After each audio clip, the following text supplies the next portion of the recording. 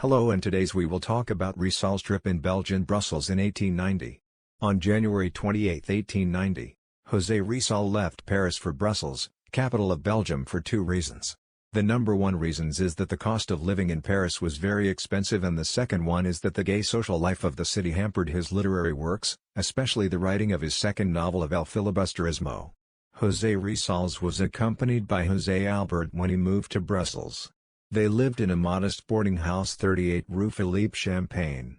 Albert left the city replaced by Alejandrino. Rizal was busy writing his second novel, El Filibusterismo, which was a continuation of the Noli Me Tangere. Aside from writing its chapters, he wrote articles for La Solidaridad and letters to his family and friends. Articles published in La Solidaridad. These are the articles that he wrote.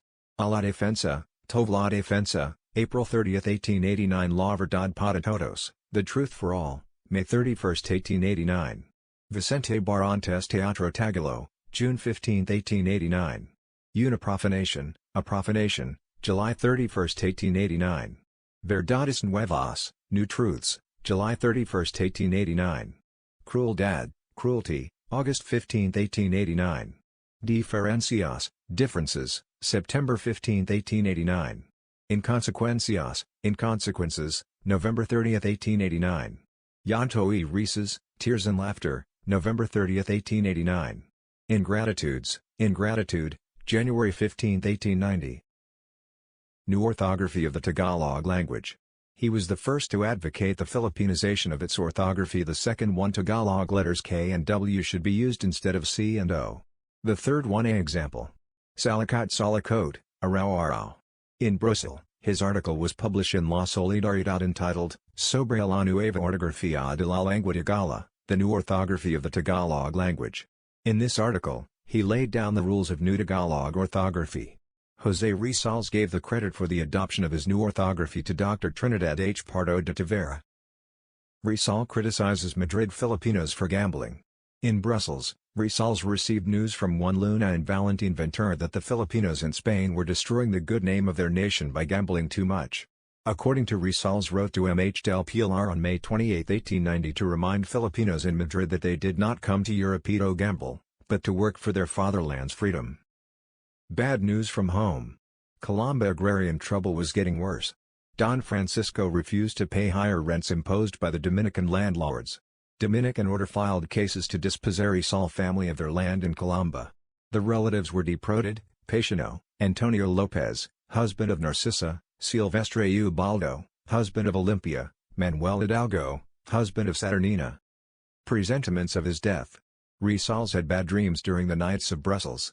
Rizal he feared he would not live long. Rizal was not afraid to die, not until he finished his second novel.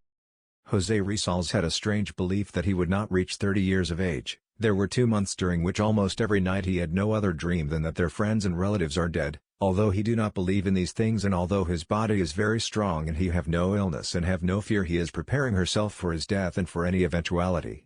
Leong Lan, ever ready is my true name. José Rizal said that we have only once to die, and if we do not die well, we lose an opportunity which will not again be presented to us. Decision to go to Madrid. Rizal's friends were horrified by his plan to return to the Philippines. They warned him of the danger that awaited him at home. Rizal ignored the dire warning of his friends. No threat or danger could change his plan. However, something happened that his plan. A letter from Paciano which is related about the lost case against the Dominican in Manila appealed it to the Supreme Court in Spain, and a lawyer was needed. He is going to Madrid in order to supervise the handling of the case. To my muse.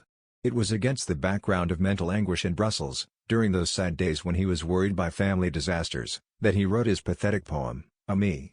To my muse. This poem lacks exquisiteness of To the Filipino Flowers of Heidelberg, and is less polished than To the Filipino Youth, but it is passionate in feeling. Romance with Petite Jacobe. Two things brought measure of cheer to Rizal as he prepared for his trip to Madrid.